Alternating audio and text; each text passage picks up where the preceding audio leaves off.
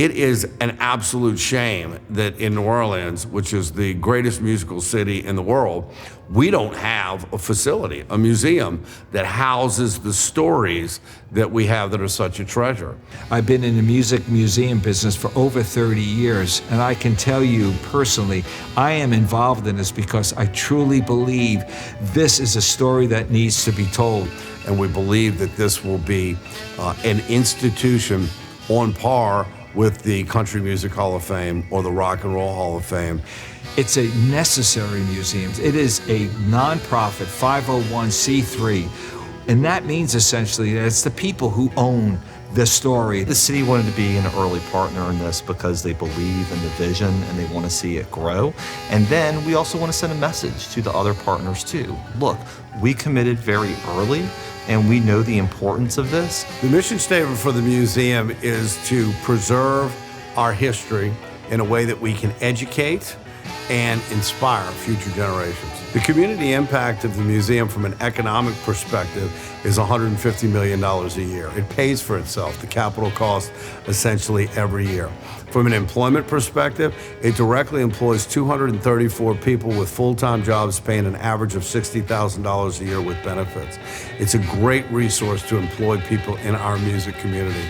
From a promotion perspective of young, upcoming, and existing musicians, it gives them a stage and a place for the world to come to see them in a first-class facility. If it costs $160 million to build it, and we contribute about that much every year to the economy, it's really just, on a pure economic perspective, it's a no-brainer. Bob Santelli, who's curated this, who used to work with me at the Rock and Roll Hall of Fame, he built one of the great education programs for the Rock Hall. Back in the early 90s, Cleveland was not a tourist destination. It is now. So he's been taking us through the path of not only how to curate this museum and develop its concept, but also on how to go about it to make sure that it's a successful, sustainable organization into the future. Having something like this gives credibility and validity to your important story. We have this wonderful World War II museum.